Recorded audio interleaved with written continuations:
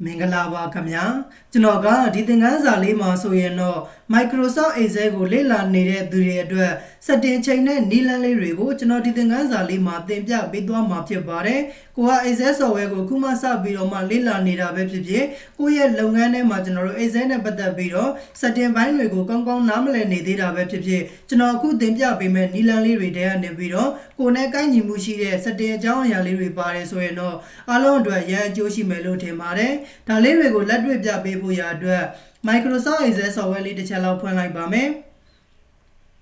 Microsoft Excel software ပွင့်လာပြီဆိုရင်တော့ကျွန်တော်တို့ blank whiteboard ဆိုတဲ့ထဲကိုကျွန်တော်တို့တစ်ချက်နှိပ်ပြီးတော့ဝင်လိုက်ပါမယ်အခုပထမဆုံးစပြီးတော့ပြမယ့် setting လေးကကျွန်တော်တို့ဒီရဲ့ Excel software ကိုဖွင့်လိုက်တာနဲ့တပြိုင်နက် Excel မှာအခုလိုမျိုးကျွန်တော်တို့ guideline မိမင်လေးတွေကျွန်တော်တို့ပါနေပါတယ်ဒီတော့ကျွန်တော်တို့ Excel software ကအဓိကစာရင်းတွေလုပ်တဲ့အခါမှာသုံးတာဖြစ်တဲ့အတွက်သူ့ရဲ့ Excel software စပြီးတော့မှထုတ်ကြတဲ့ကအခုလိုပုံစံသူကဇယားကွက်မိမင်လေးတွေကျွန်တော်တို့ချပေးထားတယ်ပေါ့နော်ဒီတော့ဒီရဲ့ဇယားကွက်မိမင်လေးတွေမြင်နေရတဲ့ guideline လေးတွေကိုကျွန်တော်တို့မလိုချင်ပါဘူးဖြုတ်ထားခဲ့ခြင်းနဲ့ဆိုရင်ကျွန်တော်တို့ဖြုတ်ထားခဲ့လို့ရတယ်ဒီ setting လေးဝင်ပြီးတော့ပြင်ဖို့ရအတွက်ဆိုရင်တော့ကျွန်တော်တို့ဒီမှာ file ထဲကနေပြီးတော့မှ option ဆိုတဲ့ထဲကိုကျွန်တော်တို့ဝင်ပေးရပါတယ်file ထဲကနေပြီးတော့ option ဆိုတဲ့ထဲကိုဝင်ပြီးသွားပြီဆိုရင် advanced ဆိုတဲ့ထဲကိုကျွန်တော်တို့ဆက်ပြီးတော့ဝင်ပေးရပါမယ်advanced ထဲကိုရောက်လာပြီဆိုရင်တော့ scroll bar ကနေပြီးတော့မှအောက်ကိုနည်းနည်းလေးကျွန်တော်တို့ဆွဲချလိုက်ပါမယ်scroll bar နဲ့ပြီးတော့အောက်ကိုဆွဲချလိုက်တဲ့အခါမှာဒီမှာကျွန်တော်တို့ display option for this worksheet ဆိုတဲ့ဒီရဲ့ခေါင်းစဉ်လေးရဲ့အောက်မှာ show guideline ဆိုတဲ့နေရာလေးမှာအမှန်ချလေးဝင်နေတဲ့အတွက်ကျွန်တော်တို့ဒီ Excel ထဲမှာသူက default အနေနဲ့ guideline လေးတွေပြပေးထားပါတယ်ကိုကမလို့ချင်တော့ပါဘူးဆိုရင်တော့ဒီရဲ့နေရာလေးမှာ show guideline ဆိုတဲ့နေရာလေးမှာအမှန်ချဖြုံမယ် okay လေးနဲ့လိုက်တာနဲ့တပြိုင်တည်းဒီမှာကျွန်တော်တို့ Excel ထဲမှာ guideline လေးတွေလုံးဝကျွန်တော်တို့ပေါ်မှာမဟုတ်တော့ပါဘူးဒီတော့ဒီရဲ့နေရာလေးကျွန်တော်တို့က guideline လေးတွေပျောက်သွားတဲ့အချိန်မှာကိုလောက်ထားတဲ့ဇယားကွက်လေးတွေကိုပဲဇယားကွက်လေးအနေနဲ့တည်တဲ့ guideline တွေပြန်ပြီးတော့ပေါ်ချင်တယ်ဆိုရင်တော့ကိုပြုတ်လောက်ထားတဲ့ဇယား file လေးကိုဆက်လက်မှတ်မယ်ပြီးပြီဆိုရင်တော့ကျွန်တော်တို့ border တွေကနေပြီးတော့ all border ဆိုတာလေးနဲ့ကျွန်တော်တို့ဘောင်လေးခတ်လိုက်တယ်ဆိုရင်တော့ကိုလောက်ထားတဲ့စရင်းလေးတွေကိုတော့ကျွန်တော်တို့ဒီမှာဘောင်လေးတွေခတ်ထားခဲ့တယ်အခြားပြင်မှတ်မှာရှိနေတဲ့ကျွန်တော်တို့ဆဲခွက်လေးတွေမှာတော့ guideline တွေကျွန်တော်တို့မပါတော့တာကိုတွေ့ရပါလိမ့်မယ်အခုလိုမျိုးကျွန်တော်တို့ guideline လေးတွေဖြောက်ထားခြင်းလဲဆိုရင်တော့အလွယ်တကူပဲ file ထဲကနေပြီးတော့ option ဆိုတဲ့ထဲကိုဝင်မယ်advanced ဆိုတဲ့ထဲကိုဝင်ပါမယ် scroll bar နဲ့ပြီးတော့မှကျွန်တော်တို့အောက်ကိုဆွဲပြီးတော့မှ show guideline ဆိုတဲ့နေရာလေးမှာအမှန်ချလေးကျွန်တော်တို့ထည့်ပေးရမှာဖြစ်ပါတယ်တကယ်လို့ကိုကအမှန်ချလေးထည့်ထားခဲ့တယ်ဒီရဲ့ guideline color တွေကိုကျွန်တော်တို့ပြောင်းလဲပြီးတော့သုံးချင်တယ်ဆိုရင်လည်းရတယ်ဒီအောက်မှာကျွန်တော်တို့ save ပုံးလေးရှိတယ်သူ့ကိုတစ်ချက်နေမယ်ကိုကအနီအောင်လေးထားခဲ့ချင်တယ်ဆိုရင်အနီအောင်လေးကိုရွေးလိုက် okay နဲ့လိုက်တာနဲ့တပြိုင်တည်းဒီမှာကျွန်တော်တို့ guideline လေးတွေကအနီအောင်လေးကျွန်တော်တို့ဝင်သွားမှာဖြစ်ပါတယ်ပုံမှန်အတိုင်းပြန်ထားခဲ့ပါမယ် file နဲ့နေပြီးတော့ option နဲ့ကိုဝင်မယ် advanced ဆိုတဲ့ထဲကိုဝင်ပါမယ် scroll bar နဲ့ပြီးတော့မှအောက်ကိုဆွဲချလိုက်မယ် show guideline ဆိုတဲ့နေရာလေးမှာပုံမှန်အတိုင်းလေးပဲကျွန်တော်တို့ guideline လေးတွေမိမ့်လေးပဲထားခဲ့လိုက်ပါမယ် guideline color ဆိုတဲ့နေရာမှာပုံမှန်အတိုင်းထားခဲ့မှာဖြစ်တဲ့အတွက်အပေါ်ဆုံးမှာရှိတဲ့ automatic ဆိုတာလေးကိုရွေးလိုက်ပါမယ်ပြီးပြီဆိုရင်တော့ကျွန်တော်တို့ okay လေးနှိပ်လိုက်မယ်ဒါဆိုရင်တော့ကျွန်တော်တို့ပုံမှန်အနေထားအတိုင်းပဲ guideline မိမ့်လေးတွေကျွန်တော်တို့ဝင်လာမှာဖြစ်ပါတယ်နောက်တစ်ခုကကျွန်တော်တို့ Excel ထဲမှာကုန်းနံပါတ်တွေရိုက်တဲ့အခါမှာကိန်းဂဏန်းတွေရဲ့ရှေ့မှာကျွန်တော်တို့3ညခံပြီးတော့ရိုက်လို့မရပါဘူးအခုဒီမှာကျွန်တော်တို့တစ်ချက်လောက်ရိုက်ကြည့်လိုက်ပါမယ်3ည1နဲ့3ဆိုပြီးရိုက်ကြည့်ပါမယ်အခုလောလောဆယ်တော့ရိုက်လို့ရပါသေးတယ်အတာခေါက်လိုက်တာနဲ့တပြိုင်တည်း3ညကကျွန်တော်တို့ auto ပျောက်သွားပါတယ်အခုလိုမျိုးကျွန်တော်တို့ Excel ထဲမှာကုန်းနံပါတ်တွေရိုက်တော့မဲ့အခါမှာကိန်းဂဏန်းရဲ့ရှေ့မှာ3ညခံပြီးတော့ရိုက်ချင်တယ်ဆိုရင်တော့အရင်ဆုံးကျွန်တော်တို့ကိုရိုက်လို့တဲ့ဆဲခွက်လေးတွေကိုဆက်လက်မှတ်ပါမယ်ပြီးသွားပြီဆိုရင်တော့ကျွန်တော်တို့ home tab ထဲကနေပြီးတော့ number group ထဲမှာကျွန်တော်တို့ဒီမှာ general ဆိုတဲ့နေရာလေးမှာ click တစ်ချက်နှိပ်မယ်ပြီးသွားပြီဆိုရင်တော့ကျွန်တော်တို့ scroll bar နဲ့အောက်ကိုဆွဲချလိုက်ပါမယ်အောက်ဆုံးလေးမှာရှိနေတဲ့ tab ဆိုတာလေးကိုကျွန်တော်တို့ရွေးလိုက်ပါမယ်ပြီးသွားပြီဆိုမှကျွန်တော်တို့3ည1နဲ့3ပြန်ပြီးတော့ရိုက်ကြည့်လိုက်ပါမယ်enter လေးခောက်လိုက်တာနဲ့တပြိုင်တည်းရှေ့ဆုံးမှာကျွန်တော်တို့3ညလေးက auto ရိုက်လို့ရသွားတာကိုကျွန်တော်တို့တွေ့ရပါလိမ့်မယ်3ည456ပေါ့enter ခောက်လိုက်ပါမယ်ကျွန်တော်တို့ရေးလို့ရသွားပြီတကယ်လို့ကိုကဒီလိုမျိုးကျွန်တော်တို့က tab format ကိုပြောင်းပြီးတော့မရိုက်ချင်ဘူးဆိုရင်လည်းကိုရိုက်မဲ့ဆဲကွက်လေးတွေမှာအရင်ဆုံးကျွန်တော်တို့က single ကွက်လေးခံပြီးတော့လည်းရိုက်လို့ရပါတယ်ကျွန်တော်တစ်ချက်လောက်ပြပေးပါမယ်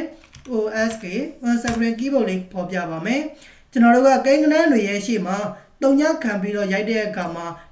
number format ကနေပြီးတော့ tab format ကိုလည်းပြောင်းပြီးတော့မရိုက်ချင်ဘူးတခါတည်းကျွန်တော်တို့က shortcut လေးခံပြီးတော့ရိုက်သွားခြင်းနဲ့ဆိုရင် keyboard ကနေပြီးတော့မှကျွန်တော်တို့ဒီမှာ single quick ဆိုတဲ့ဒီရဲ့ခလုံးလေးကျွန်တော်တို့ကတစ်ချက်နှိပ်ပြီးတော့မှ auto ရိုက်သွားလိုက်လို့ရပါတယ်ဒါဆိုရင်ဒီ set ကမှာရိုက်ကြည့်လိုက်ပါမယ် single quick လေးခံမယ်ပြီးသွားပြီဆိုရင်တော့3ည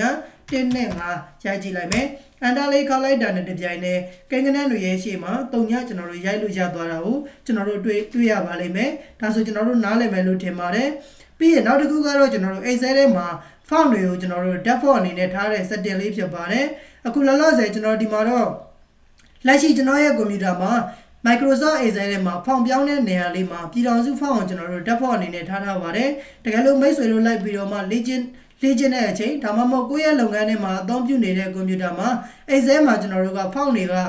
ရှီတစ်ခုကိုစပြီးတော့မှဖွင့်လိုက်တဲ့အချိန်တိုင်းမှာအခြား font ကြီးကျွန်တော်တို့ဖြစ်နေလို့ခဏ font တွေကိုသွားပြီးတော့ပြင်ပေးနေရတယ်ဒီလိုမျိုးပြဿနာတွေကျွန်တော်တို့မကြုံရအောင် Excel ထဲမှာ font နဲ့ font size တွေကိုကျွန်တော်တို့ပုံသေးချိန်ထားခဲ့လို့ရပါတယ်အခုလိုမျိုးကျွန်တော်တို့ကပြည်ထောင်စု font တွေ font size တွေကိုကျွန်တော်တို့ပုံသေးချိန်ဖို့ရအတွက်ဆိုရင်တော့ file ထဲကနေပြီးတော့မှကျွန်တော်တို့ option ဆိုတဲ့ထဲကိုသွားပါမယ်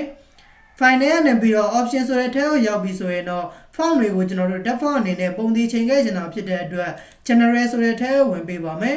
ဝင်ပြီးသွားပြီဆိုရင်တော့အခုဒီမှာကျွန်တော်တို့ one creating new watchboard ဆိုတဲ့နေရာလေးမှာ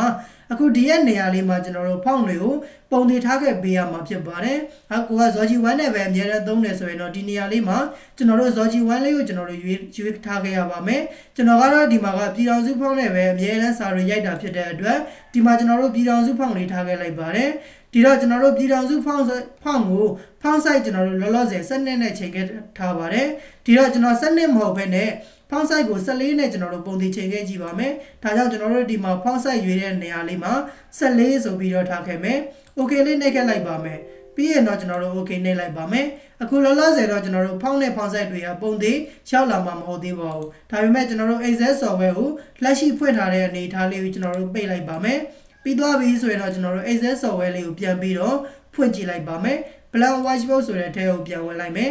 ဝင်လိုက်တာနဲ့တပြိုင်တည်းဒီမှာကျွန်တော်တို့ပြောင်းလဲခဲ့တဲ့ပြည်ထောင်စု font size လေးရဲ့ font size 14ရဲ့ကကျွန်တော်တို့ Excel software ကိုစပြီးတော့ဖွင့်တဲ့အချိန်တိုင်းမှာကိုယ်တိုင်သွားပြီးတော့မှပြောင်းစရာမလိုတော့ဘူးသူက default အနေနဲ့ပုံသေးချိန်ထားနေမှာဖြစ်ပါတယ်ဒါဆိုကျွန်တော်တို့နားလည်မယ်လို့ထင်ပါတယ်ပြီးရင်နောက်တစ်ခုကကျွန်တော်တို့ Excel software မှာတစ်ခါတလေမှာအခုဒီမှာ home တို့ insert တို့ page layout တို့ဒီရဲ့အောက်မှာကျွန်တော်တို့ရှိနေတဲ့ဒီရဲ့ ribbon bar ကြီးကတစ်ခါတလေမှာပြောင်းနေတတ်ပါတယ်အခုလောလောဆယ်တော့ရှိနေပါသေးတယ်သူ့ရဲ့ bar ထဲမှာ right click နဲ့ collect the ribbon ဆိုတာလေးလုံးခက်လိုက်မိပါမယ်ဒီလိုမျိုးလေးကိုကလွဲပြီးတော့မှနှိပ်လိုက်မိတဲ့အတွက်ကျွန်တော်တို့ဒီမှာ Excel ထဲမှာ ribbon bar ကကျွန်တော်တို့လုံးဝပျောက်သွားပါတယ်ဒီလိုမျိုးပျောက်သွားတဲ့အတွက်ပုံမှန်အတိုင်းလေးကျွန်တော်တို့ကပြန်ပြီးတော့ထားခဲ့ခြင်းပါတယ်ဆိုရင် home တို့ insert တို့တခုခုတွေကိုဝင်လိုက်တာနဲ့တပြိုင်တည်းဒီရဲ့ bar လေးကပြန်ပေါ်လာတယ်ဒီမှာအပြန်ကို click တစ်ချက်နှိပ်လိုက်တာနဲ့ဘားလေးကပြန်ပြီးတော့ပျောက်သွားပါတယ်ဒီလိုမျိုးတွေကျွန်တော်တို့ပေါ်လိုက်ပျောက်လိုက်မဖြစ်အောင်ပုံသေးအနေနဲ့ပဲကျွန်တော်တို့ပုံမှန်တန်းလေးထားခဲ့ကြတာဖြစ်တဲ့အတွက် home tab ထဲကိုဝင်လိုက်ပါမယ်ပြီးသွားပြီဆိုရင်တော့သူ့ရဲ့ဘားရဲ့လွတ်တဲ့နေရာလေးမှာ right click နှိပ်မယ် collect the ribbon ဆိုတဲ့နေရာလေးမှာအမှန်ချလေးဖြုတ်ပေးလိုက်ပါမယ်ဒါဆိုရင်တော့ကျွန်တော်တို့ဒီရဲ့ ribbon bar ကပုံမှန်အတိုင်းလေးကျွန်တော်တို့ပုံသေးအနေနဲ့ရရှိနေမှာဖြစ်ပါတယ်ဒါဆိုကျွန်တော်တို့နားလည်မယ်လို့ထင်ပါတယ်ပြီးရင်နောက်ထပ်ကျွန်တော်တို့ setting လေးတစ်ခုက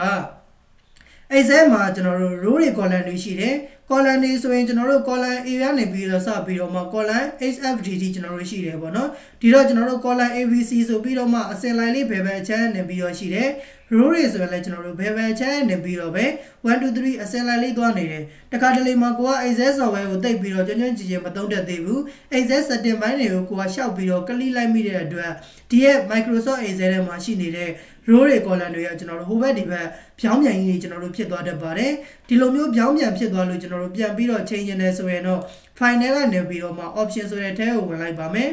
ပြီးသွားပြီဆိုရင်တော့ကျွန်တော်တို့ advanced ဆိုတဲ့ထဲကိုဝင်လိုက်မယ်ဝင်ပြီးသွားပြီဆိုရင်တော့ကျွန်တော်တို့ scroll bar နေပြီးတော့မှအောက်ကိုနည်းနည်းလေးကျွန်တော်တို့ဆွဲချလိုက်ပါမယ် scroll bar နဲ့နည်းနည်းလေးဆွဲချလိုက်လို့ဆိုရင်ဒီမှာကျွန်တော်တို့ default direction ဆိုတဲ့နေရာလေးတွေ့ရပါတယ်ဒီရဲ့နေရာလေးမှာကျွန်တော်တို့က right to left နဲ့ left to right နှစ်ခုရှိပါတယ်ပုံမှန်တိုင်းကျွန်တော်တို့က left to right ကိုထားခဲ့တဲ့အတွက် Excel ထဲမှာ row တွေ column တွေကအတဲဖြစ်နေတာဖြစ်ပါတယ်တကယ်လို့ကိုကဒီနေရာလေးမှာ right to left ကိုရွေးထားခဲ့မိတယ် okay နဲ့လိုက်တာနဲ့တပြိုင်တည်း okay လေးနှိပ်ကြည့်လိုက်ပါမယ် အခုလောလောဆယ်တော့ကျွန်တော်တို့ဘာမှပြောင်းလဲမှုမရှိသေးဘူး Access software ကိုပိတ်ပြီးတော့မှကျွန်တော်တို့အစအနေပြန်ဖွင့်ကြည့်လိုက်ပါမယ် Blank Washboard ဆိုတဲ့ထဲကိုဝင်လိုက်ပါမယ်ဒီမှာဆိုရင်ကျွန်တော်တို့ row တွေ column တွေကဘယ်ဘက်အချက်နေပြီးတော့မဟုတ်တော့ဘဲနဲ့ညာဘက်အချက်နေပြီးတော့အခုလိုမျိုးပြောင်းပြန်နေထားပြီးကျွန်တော်တို့ဖြစ်သွားတာကိုပြောတာဖြစ်ပါတယ်ဒီလိုမျိုးဖြစ်နေလို့ကိုကပုံမှန်အတိုင်းပြန်ပြီးတော့မှထားခဲ့ခြင်းနဲ့ဆိုရင် file နဲ့နေပြီးတော့မှကျွန်တော်တို့ option ဆိုတဲ့ထဲကိုဝင်လိုက်ပါမယ်ပြီးပြီဆိုရင်တော့ကျွန်တော်တို့ advanced ဆိုတဲ့ထဲကိုဝင်လိုက်မယ် scroll bar နေပြီးတော့မှကျွန်တော်တို့အောက်ကိုနည်းနည်းလေးဆွဲလိုက်ပါမယ် default direction ဆိုတဲ့နေရာလေးမှာ left to right ကိုရွေးပြီးတော့မှ okay နှိပ်ခဲ့ပေးပါမယ် Access software လေးကိုပိတ်ပြီးတော့အစအနေပြီးတော့ပြန်ဖွင့်လိုက်တယ်ဆိုရင်တော့ကျွန်တော်တို့ပုံမှန်အတိုင်းလေး row တွေ column တွေကမှန်နေမှာဖြစ်ပါတယ်ဒါဆိုကျွန်တော်တို့ဒီထိနားလည်လောက်မယ်လို့ထင်ပါတယ်ပြီးရင်နောက်ထပ် setting လေးတစ်ခုက Access ထဲမှာကျွန်တော်တို့နိုင်တွေကိုပေါင်းတဲ့အခါမှာအချိန်မှန်တွေမထွက်ပါဘူးเนาะအခုဒီမှာဆိုရင်ကျွန်တော်တို့တစ်ချက်လောက်ကြည့်ကြည့်ပါမယ်ဒီရဲ့ segway လေးတွေမှာကျွန်တော် select လေးပေးပြီးတော့နိုင်လေးတွေရိုက်မှာဖြစ်တဲ့အတွက် number group တွေကနေပြီးတော့မှ time ဆိုတဲ့ format လေးပြောင်းခဲ့လိုက်ပါမယ်ဒီတော့ဒီရဲ့ထဲမှာကျွန်တော်နိုင်လေးတွေရေးလိုက်ပါမယ်23နာရီကျွန်တော်ရိုက်ခဲ့လိုက်ပါမယ် enter လေးခောက်လိုက်ပါမယ်ပြီးသွားပြီဆိုရင်တော့ကျွန်တော်တို့21နာရီရိုက်ထည့်လိုက်ပါမယ်ဒါကတော့ကျွန်တော်ကနမူနာအနေနဲ့နိုင်လေးတွေကိုပေါင်းပြပေးဖို့ရအတွက်ရိုက်ခဲ့တာเนาะအခုဒီမှာနောက်ထပ်ဆက်ရေးလိုက်ပါမယ်9နာရီပေါ့ပြီးသွားပြီဆိုရင်တော့ကျွန်တော်တို့နောက်ထပ်6နာရီပေါ့ကျွန်တော်တို့ရိုက်ကြည့်လိုက်ပါမယ်ဒီတော့ဒီရဲ့နိုင်အချိန်နိုင်တွေကိုကျွန်တော်တို့က Excel ထဲမှာပေါင်းဖို့ရအတွက် auto sum လေးသုံးပြီးတော့ပေါင်းလိုက်ပါမယ်ဒါကြောင့်ကျွန်တော်တို့ဒီမှာ auto sum ပြီးရင်တော့ဒီမှာ select လေးတွေပေးပြီးတော့မှ enter လေးခောက်ချလိုက်ပါတယ် enter ခောက်လိုက်တာနဲ့တပြိုင်တည်းကျွန်တော်တို့ပေါင်းလိုက်တဲ့ရလက်အဖြေထွက်လာတဲ့အကွက်လေးက9နာရီဆိုပြီးတော့မှအဖြေထွက်လာပါတယ်အခုဒီမှာကျွန်တော်တို့တစ်ချက်ကြည့်လိုက်လို့ဆိုရင်17နာရီရယ်9နာရီရယ်9နာရီရယ်6နာရီရယ်ဒီကောင်လေးပေါင်းလိုက်တဲ့စုစုပေါင်းပေါင်းလက်ကကျွန်တော်တို့9နာရီပဲရနေတယ်ဆိုတော့ဒါအချိန်တွေကပေါင်းရတာအဖြေမှားနေတယ်ပေါ့နော်သူကဘာကြောင့်လဲဆိုရင်တော့24နာရီပြည့်သွားတာနဲ့အိတ်စေးကတရက်လို့သတ်မှတ်ပြီးတော့မှ1ဆိုပြီးတော့သူကဝင်သွားတယ်ပေါ့နော်ဒီလိုမျိုးတွေသူက24နာရီကျော်တိုင်း1ပဲသူကဝင်သွားတဲ့အတွက်နာရီတွေကိုပေါင်းတဲ့အချိန်မှာသူကအမှန်ကန်မထွက်ပါဘူးဒီတော့အခုလိုမျိုးလေးကျွန်တော်တို့ကနာရီတွေကိုကိုကပေါင်းတဲ့အချိန်မှာနိုင်မှန်မှန်နဲ့ထွက်လာအောင်ဆိုရင်တော့ကျွန်တော်တို့ setting လေးဝင်ပြီးတော့ပြင်ပေးရပါတယ်ဒီတော့ select လေးပေးထားပြီးတော့မှကိုဖြည့်ထုတ်ထားတဲ့ segway လေးမှာ select ပေးမယ်ပြီးသွားပြီဆိုရင်တော့ home tab ထဲကနေပြီးတော့မှ number group တွေကနေပြီးတော့မှ number dialog box လေးကျွန်တော်တို့ဖွင့်ပါမယ်ပြီးရင်တော့ custom ဆိုတဲ့ထဲကိုသွားပါမယ်custom ဆိုတဲ့ထဲကိုသွားပြီဆိုရင်တော့ကျွန်တော်တို့က format လေးယူပေးရပါမယ်ဒီတော့ကျွန်တော်တို့ကနိုင်ရီနဲ့သက်ဆိုင်တဲ့ format လေးတွေကိုပြောင်းလဲမှာဖြစ်တဲ့အတွက်ဒီထဲကနေပြီးတော့မှကျွန်တော်တို့ hour minute ဆိုတဲ့ကျွန်တော်တို့ format လေးကိုရွေးထားပါမယ်ဒီရက်ထဲမှာကျွန်တော်တို့ hour minute ဆိုတာလေးမှာရှေ့မှာကျွန်တော်တို့ hour ဆိုတဲ့အဲ့ဆိုတာလေးကိုသူ့ရဲ့ရှေ့နောက်မှာကျွန်တော်တို့က4000ခွင်းလေးခတ်ပေးရပါမယ်အဲ့ရဲ့ကျွန်တော်တို့ရှေ့နဲ့နောက်နဲ့မှာ4000ခွင်းလေးခတ်ပေးရပါမယ်ကျွန်တော်မြင်ခွင်းလေးတစ်ချက်လောက်ချဲ့ပြပေးပါမယ်အခုဒီမှာကျွန်တော်တို့ကနိုင်တွေကိုပေါင်းတဲ့အခါမှာအချိန်မှန်မထွက်တာဖြစ်တဲ့အတွက် custom format နေရာလေးမှာ hour နဲ့ minute ဆိုတဲ့ format လေးကိုရွေးထားတယ်ရှေ့မှာရှိနေတဲ့ hour ဆိုတဲ့ h ရဲ့ရှေ့နဲ့နောက်နဲ့မှာ4000ခွင်းလေးကျွန်တော်တို့ခတ်ပေးလိုက်ပါတယ်ဒါလေးခတ်ပြီးသွားပြီဆိုရင်တော့ကျွန်တော်တို့ okay လေးနှိပ်ကြည့်လိုက်မယ်ဒါဆိုရင်တော့ကျွန်တော်တို့55နာရီရှိပါတယ်ဆိုပြီးတော့မှအဖြေမှန်ထွက်လာတာကိုကျွန်တော်တို့တွေ့ရပါလိမ့်မယ်ဒါကတော့ Excel ထဲမှာအချိန်နာရီတွေပေါင်းတဲ့အခါမှာမမှန်နဲ့ကျွန်တော်တို့ error ဖြည့်ရှင်းတဲ့နည်းလမ်းလေးဖြစ်တယ်ပေါ့နော်ဒါဆိုကျွန်တော်တို့ဒါလေးလည်းနားလည်လောက်မယ်လို့ထင်ပါတယ်ပြီးသွားပြီဆိုရင်ကျွန်တော်တို့ကနောက်ဆုံးတစ်ခုကတော့ Excel မှာကျွန်တော်တို့က screenshot ရယူတဲ့နည်းလမ်းလေးဖြစ်ပါတယ်ဒီတော့တစ်ခါတလေမှာကိုယ့်ရဲ့လုပ်ငန်းထဲမှာ Excel စာရင်း file ကြီးကိုတခြားသူတွေကိုပို့ပေးရမှာမဟုတ်ဘဲနဲ့ကိုလောက်ထားတဲ့စာရင်း file လေးတွေကိုကျွန်တော်တို့ဓာတ်ပုံလေးရိုက်ပြီးတော့မှအခြားသူတွေကိုကျွန်တော်တို့ပို့ပေးရမယ်ပေါ့နော်ဒီတော့ဓာတ်ပုံရိုက်တဲ့အခါမှာလည်းကိုယ့်ရဲ့ဖုန်းကင်မရာနဲ့ကျွန်တော်တို့ရိုက်ချင်တာမဟုတ်ဘဲနဲ့ကွန်ပျူတာကို screenshot ရိုက်ယူပြီးတော့မှကျွန်တော်တို့ကပို့ပေးခြင်းတယ်ပေါ့ကွန်ပျူတာကို screenshot ရိုက်ပြီးတော့ယူရဲဆိုရင်ကိုလောက်ထားတဲ့စာရင်း file လေးကလည်းလုံးဝကျွန်တော်တို့ကြည်တောက်ရှင်းပြီးတော့မှ resolution ကောင်းကောင်းနဲ့ကျွန်တော်တို့ရမယ်ပေါ့နော်ဖုန်းနဲ့ရိုက်နေတယ်ဆိုရင်ကျွန်တော်တို့အလဲမောင်လေးကျွန်တော်တို့မညီတာတွေလည်းကျွန်တော်တို့ရှိနေမယ်ဒီလိုမျိုးကျွန်တော်တို့ကကိုလောက်ထားတဲ့စာရင်း file တွေကို screenshot ရိုက်ယူခြင်းတယ်ဆိုရင်တော့အလွယ်ကူဆုံး screenshot ရိုက်ယူတဲ့နည်းလမ်းလေးပြပေးသွားပါမယ် keyboard shortcut နဲ့သုံးတဲ့နည်းလမ်းလေးဖြစ်ပါတယ်keyboard ကနေပြီးတော့မှကျွန်တော်တို့ screenshot ရိုက်ယူခြင်းတာဖြစ်တဲ့အတွက် window logo key နဲ့ရှင်းတဲ့ကိုလက်ကဖိထားမယ်ပြီးရင်တော့ကျွန်တော်တို့ keyboard ကနေပြီးတော့ s ဆိုတဲ့ခလုံးလေးကိုတစ်ချက်လောက်နှိပ်ပေးရမှာဖြစ်ပါတယ် window နဲ့ရှင်းတဲ့ကိုလက်ကဖိထားမယ် s ကိုတစ်ချက်လောက်နှိပ်ပါမယ်ဒါဆိုစမ်းကြည့်ပါမယ် keyboard ကနေပြီးတော့ window နဲ့ရှင်းတဲ့ကိုလက်ကဖိတယ် s ကိုတစ်ချက်လောက်နှိပ်လိုက်ပါတယ် နှဲလိုက်တာနဲ့အခုလိုမျိုးကျွန်တော်တို့ screenshot ရိုက်လို့ရတဲ့ဘောက်လေးကြာလာပါလိမ့်မယ်ဒီလိုလေးကြာလာပြီဆိုရင်တော့ကိုလောက်ထားတဲ့စာရင်း file လေးကိုတည်တံ့ရွေးပြီးတော့မှ screenshot ရိုက်ချင်တယ်ဆိုရင်ကျွန်တော်တို့ mouse နဲ့ဖိဆွဲပြီးတော့ screenshot ရိုက်ယူလိုက်ရုံပါပဲဒီတော့ကျွန်တော်ကတော့ဒီကနေပြီးတော့ဒီထိ screenshot လေးရိုက်ယူချင်ပါတယ်ဒါကြောင့်ကျွန်တော်တို့ mouse နဲ့ဖိဆွဲလိုက်တယ်မောက်ကိုလွှတ်လိုက်တာနဲ့တပြိုင်တည်းဒီဘက်ဘေးလေးမှာကျွန်တော်တို့ note လေးတက်လာပါလိမ့်မယ်ဒီရဲ့နေရာလေးမှာကျွန်တော်တို့ကိုလောက်ထားတဲ့ screenshot ရိုက်ယူထားတဲ့ပုံလေးရောက်လာပါလိမ့်မယ်သူ့ကိုကလစ်တစ်ချက်နှိပ်လိုက်ပါမယ်နှိပ်ပြီးသွားပြီဆိုရင်တော့ဒီပုံလေးကိုကျွန်တော်တို့ကကိုယ့်ရဲ့ကွန်ပျူတာထဲမှာတင်ပေးရပါမယ်ဒါကြောင့် control နဲ့ s နဲ့ကိုနှိပ်ပြီးတော့မှကျွန်တော်တို့ဒီပုံလေးကိုတင်ပေးပါမယ်ဘယ်နေရာမှာတင်ပါလဲကျွန်တော်တို့ဒီရဲ့နေရာလေးမှာတင်ပါမယ် desktop ဘောကိုတင်မယ်စေးလုပ်ခဲ့လိုက်ပါမယ်ဒါဆိုရင်တော့ကျွန်တော်တို့ဒီပုံလေးဟာကျွန်တော်တို့သိထားခဲ့တဲ့ desktop ပေါ်မှာကျွန်တော်တို့ရောက်ရှိလာတာကိုတွေ့ရပါလိမ့်မယ်ဒါဆိုကျွန်တော်တို့နားလည်မယ်လို့ထင်ပါတယ်ဒီရဲ့သင်ခန်းစာလေးကလက်တွေ့လုပ်ငန်းခွင်မှာလည်းအရန်သုံးဝင်မဲ့သင်ခန်းစာလေးတစ်ခုဖြစ်တဲ့အတွက်ကိုယ်တိုင်လိုက်ပြီးတော့မှလေ့ကျင့်ကြည့်ပေးပါအကယ်၍ကိုယ်တိုင်လေ့ကျင့်တဲ့အခါမှာမရတဲ့နေရာလေးတွေရှိတယ်ကျွန်တော်သင်ပေးတာနားမလည်လိုက်တဲ့နေရာလေးတွေရှိတယ်ဆိုရင်လည်းကျွန်တော်ပြန်ပြီးတော့မှမေးမြန်းပေးလို့ရပါတယ်အကယ်၍ကိုယ်တိုင်လေ့ကျင့်ပြီးသွားပြီကိုလည်းအမှန်တကယ် Excel ထဲမှာအခုလိုမျိုး setting လေးတွေကိုကိုယ်တိုင်ကောင်းကောင်းမွန်မွန်နားလည်သဘောပေါက်ပြီးတော့ချိန်တက်နေပါပြီဆိုရင်တော့ဒီသင်ခန်းစာရဲ့ comment လေးမှာ DONE done ဆိုပြီးတော့ရေးခဲ့ပေးပါအောင်ခင်ဗျာအခုဒါဆိုရင်တော့ကျွန်တော်ဒီသင်ခန်းစာလေးကိုဒီမှာပဲရှင်းထားလိုက်ပါမယ်အားလုံးအဆင်ပြေကြပါစေခင်ဗျာ